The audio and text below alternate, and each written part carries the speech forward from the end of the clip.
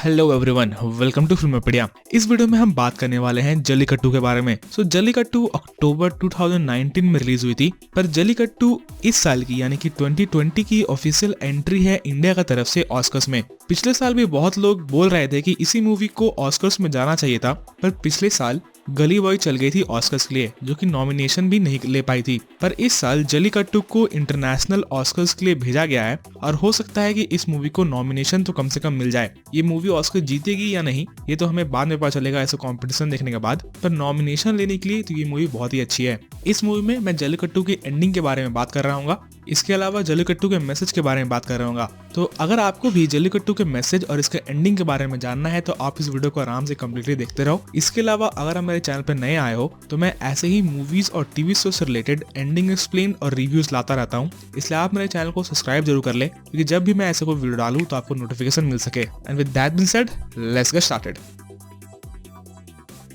अगर आपको नहीं पता तो मैं बता दूं, जल्लीकट्टू बेसिकली एक फेस्टिवल है तमिलनाडु में, जिस फेस्टिवल में एक बुल को छोड़ दिया जाता है और जिसको पकड़ने का कंपटीशन चलता है। तो उसी जल्लीकट्टू फेस्टिवल से इस मूवी का नाम भी डराइव किया गया है। तो बेसिकली इस मूवी में होता ही है कि इस मूवी में एक बुचर रहता है और उसका एक बुल रहता है। तो ये बुल एक दिन गांव में छूट जाता है और सारे लोग, पूरे गांव के लोग उसे पकड़ने की कोशिश कर रहे होते हैं, और इसके कारण गांव में जितनी भी मुश्किलें होती हैं और जितना भी कयास होता है, इसके ऊपर ये मूवी बेस्ड है। इसके अलावा ये मूवी ह्यूमन बिहेवियर को एग्जामिन करती है और ये हमें बताने की कोशिश करती है कि at the time of crisis humans कैसे बिहेव करते हैं, और ये भी हमें समझाने की कोशिश करती है कि सबसे बड़ा जानवर अगर नेचर में है तो वो इंसान है, और कैसे इंसान के अंदर एम्पैथी जैसी फीलिंग्स या फिर एक दया भाव वाली फीलिंग खत्म होती जा रही है। इसके अलावा अगर हम मूवी के लास्ट सीन की बात करें, जहाँ पर हम देखते हैं कि बुल को पकड़ा जाता है, तब हम देखते हैं कि सारे लोग पागलों की तरह उस बुल की तरफ भागते हैं और एक ह्यूमन पिरामिड बना देते हैं, जिसके कारण वो बुल आखिर में तो मर जाता है। पर ये सीन ये भी सिग्निफाई करता है कि कैसे डिफिकल्ट टाइम्स में ह्यूमन और एनिमल्स दोनों ही अपना माइंड के ऊपर कंट्रोल छोड़ देते हैं और पागलों की तरह से बिहेव करने लगते हैं। इसके अलावा ये सीन ये भी सिग्निफाई करता है कि ह्यूमंस और एनिमल्स दोनों ही अपने आप को बड़ा साबित करने में लगे रहते हैं। वो अपनी डोमिनेंस को एक दूसरे के ऊपर जताना चाहते हैं।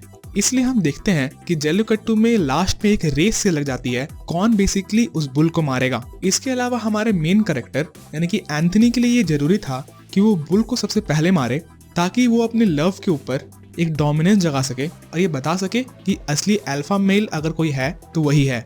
इसके अलावा मूवी के लास्ट सीन में हम ये भी देखते हैं कि हमारा मेन कैरेक्टर एंथनी उस ह्यूमन पिरामिड से निकलने की कोशिश जरूर करता है, पर वो निकल नहीं पाता है। ये सीन बेसिकली ये सिग्निफाई करता है कि अगर आप एक बार गुस्से में आके या फिर अपने सेल्फिश मोटिव्स को फुलफिल करने के लिए कुछ गलत कर देते हो, तो उसके बाद आपका वहां से निकलने के लिए कोई भी रास्ता नहीं बचता है। आप उस दलदल में और नीचे ही चलते चल जाओगे। इसके अलावा अगर आप कोशिश भी करोगे कि आप उस दलदल से निकल सको, तब भी आपके अगल बगल वाले लोग आपको निकलने नहीं देंगे।